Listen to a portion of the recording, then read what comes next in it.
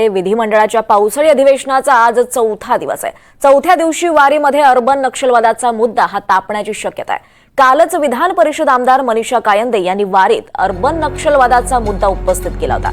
वारीमध्ये नक्षलवादाचे आरोप असलेले लोक सहभागी होत असून तिथे जाऊन भाषण देत आहेत असा आरोप मनीषा कायंदे यांनी विधान परिषदेत केलाय। तर शासन याबाबत गंभीर असून योग्य ती कारवाई केली जाईल असं उपमुख्यमंत्री शिंदे म्हणाले। आज या मुद्द्यावरून विरोधक सरकारला घेरण्याची शक्यता आहे।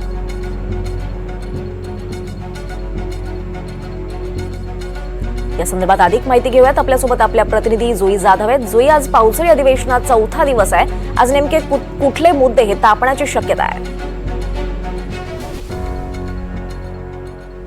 आपण पाहतोय की आज विधिमंडळाच्या पावसाळी अधिवेशनाचा चौथा दिवस आहे आणि आजचा चौथा दिवस देखील वादळी ठरण्याची दाट शक्यता आहे, कारण का विरोधक हे सत्ताधाऱ्यांना घेरण्याच्या पूर्ण तयारीत आहेत। काल जर आपण पाहिलं तर मग विधानसभेमध्ये शेतकऱ्यांच्या मुद्द्यावरून विरोधकांनी सत्ताधाऱ्यांना घेरलं आणि सभात्याग देखील केला।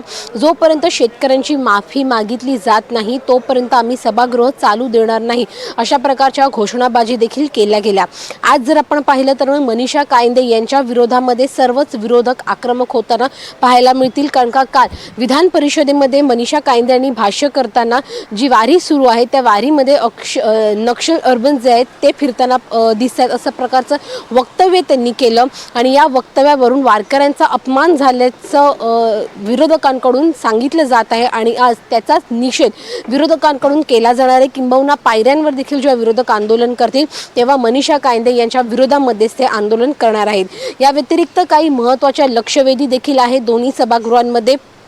एक महत्त्वाची लक्षवेधी म्हणजे की मुंबईमध्ये सध्या विकास कामं आहेत आणि विकास कामांना भर दिला जात आहे। अशामध्ये जे नागरिक आहेत ज्या विकास कामांच्या ठिकाणी राहतात त्यांच्या स्थलांतराचा मुद्दा आहे, त्यांच्या पुनर्वसनाचा मुद्दा आहे। त्यामुळे या सर्वांना व्यवस्थितरित्या पुनर्वसन केलं जावं अशी सूचना आणि लक्षवेधी देखील लावण्यात आली आहे।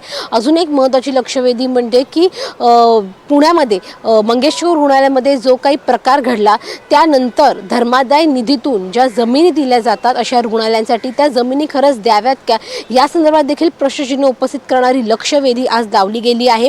त्यामुळे निश्चितच या सर्व कारणांमुळे आजचा जो पावसाळी अधिवेशनाचा चौथा दिवस आहे तो वादळी ठरण्याची दाट शक्यता आहे। दीपाली, निश्चितच धन्यवाद जोई, आपण दिलेल्या या सगळ्या सविस्तर माहितीसाठी।